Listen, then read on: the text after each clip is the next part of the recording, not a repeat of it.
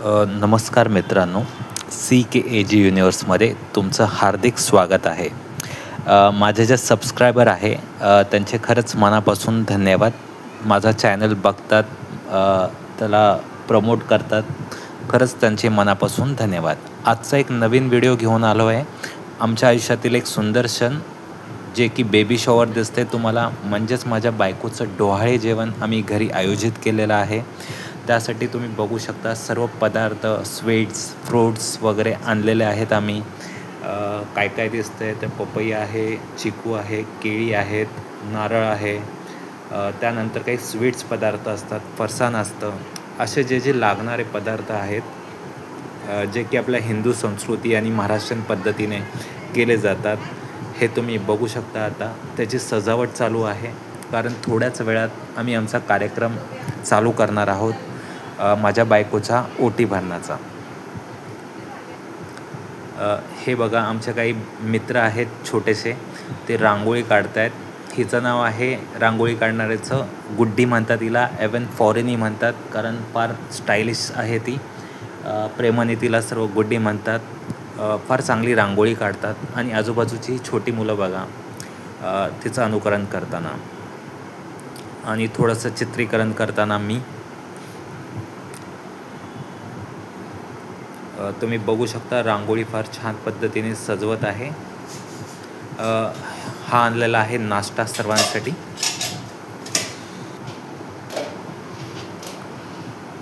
देवाची पूजा केल्यानंतर हे बघा, रांगोळी ऑलमोस्ट पूर्ण होत आलेली आहे.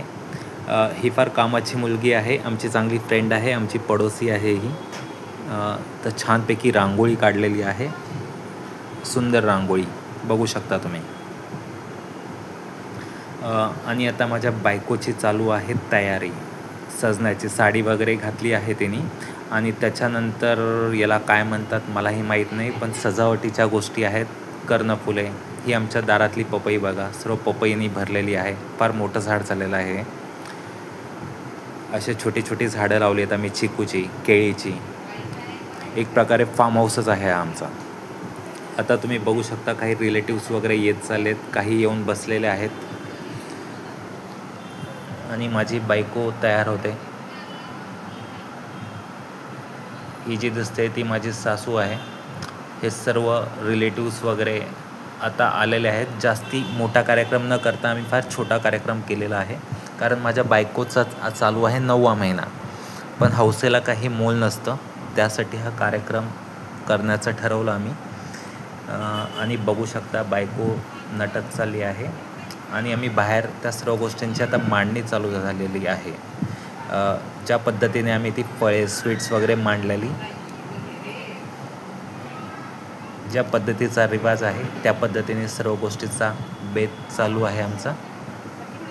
सर्व रिलेटिव्ह पाहुण्यांनीही आम्हाला मदत केली, त्याच्यासाठी त्यांचे धन्यवाद.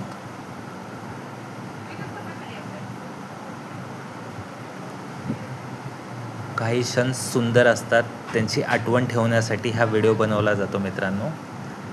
आणि फक्त आठवणी न ठेवता तो तुम्हालाही शेअर करावा, त्याच्यासाठी हा व्हिडिओ बनवत आहे. अशा पद्धतीने सर्व तयारी झाली आहे. आणि ही ओटीची साडी आहे, जे की माझी सासू माझ्या बायकोला देणार आहे ओटी भरताना कार्यक्रमावेळी. अशा पद्धतीने आमच्या कार्यक्रमाची झाली आहे सुरुवात. बायकोही तयार झाली आहे, माझीही तयारी झालेली आहे. थोडा शेरवानी टाईप ड्रेस घातला आहे, मला नाही आवडत, पण ठीक आहे. सर्व पाहुणे वगैरे होते, त्यासाठी बोललो एकदा घालून बघूया. आणि अशा पद्धतीने आपल्या कार्यक्रमाला झालेली आहे सुरुवात. आता तुम्ही बघू शकता, एक खेळ चालू आहे. एकामध्ये आहे पेढा आणि एकामध्ये बर्फी. या सर्व भाकडकथा आहेत. जे व्हायचे देवाच्या चरणी, देवाच्या कृपेने, आशीर्वादाने तेच होतं, पण एक फॉर्मॅलिटीज असते. आणि माझ्या बायकोने निवडलेला आहे